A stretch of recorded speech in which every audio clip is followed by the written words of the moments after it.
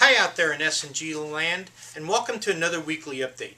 Today's Sunday, October 30th, and it's just crazy to think that the year is almost over. We're already into the holiday season. So you know what that means when it comes to floor covering? Everybody coming in now is going to be in a hurry, and they want it before the holidays. So you as a salesperson, it's your responsibility to make sure that you're checking stock on products, that we're promoting products that we know we can get.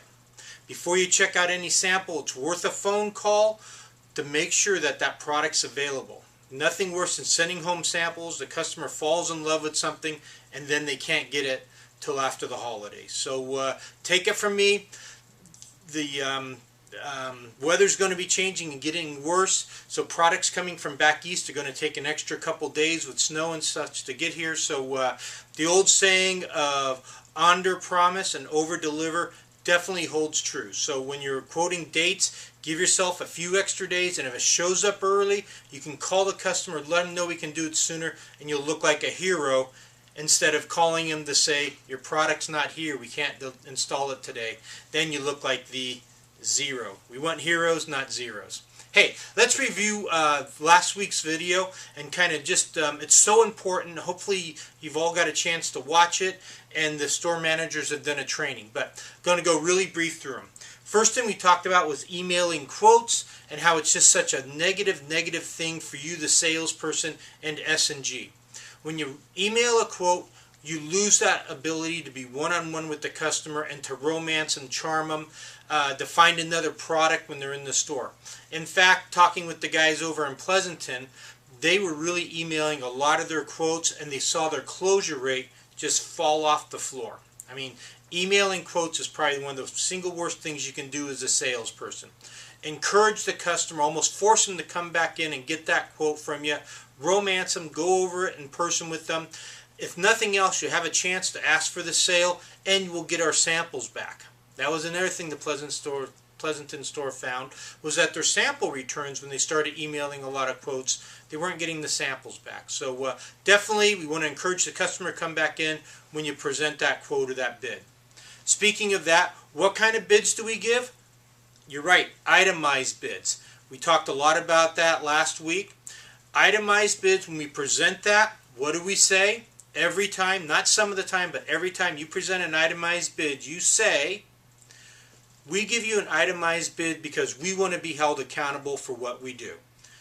If you go someplace else and they don't give you an itemized bid, they're probably hiding something, or they don't want to be held accountable, and then you go and turn around the paperwork and you present it. Okay? Does a couple things, instills confidence and integrity with S&G, and kind of in a way bashes the other guy, because we know most stores just write a number on the back of a business card. So we always want to say, whenever we present that itemized bid, tell the customer why.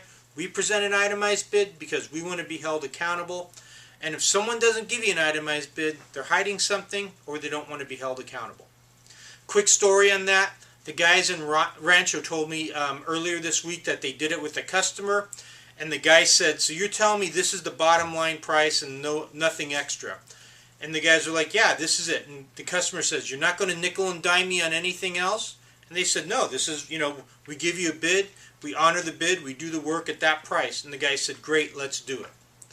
As I mentioned in the video last week, myself personally doing a whole lot of home improvement, renovations and things like that over a number of years, never does it come out where what they quote you is the actual price.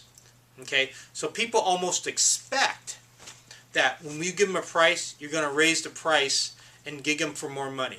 Again, it's important to tell them that we don't do that. The third thing we talked about a little bit was the BP codes, and now you, the salesperson, can override that nickel or 6 cents or 4 cents that's in there. You're welcome to use one BP code and go up to a maximum of 40 cents. As we talked about, a general rule of thumb is the price of the material, be it $1, $2, $3, $4, would dictate the amount of discount that you have to give. Basically, for every dollar, you give a dime. if that kind of makes sense to you. Again, hopefully your store managers have done a training or will be doing a training with the staff and getting a lot more in depth with it. Okay, so those are great features, things I'm going to be asking you about as I go around the stores. I want to make sure that you're watching the videos, that you're practicing what we're preaching, and that the store managers are doing a good job training. So don't be surprised when I walk up to you and say, hey, what do you say when you give an itemized bid? Okay, so I'm going to start doing that coming up in the next week or so. New things that we have going for the month of November. You might have gotten my email, but the month of November, if you haven't, I'm going to go over it real quick. The month of November is Estimate Fundraiser. What's that mean to you, the salesperson? That means you got a chance to make some extra money.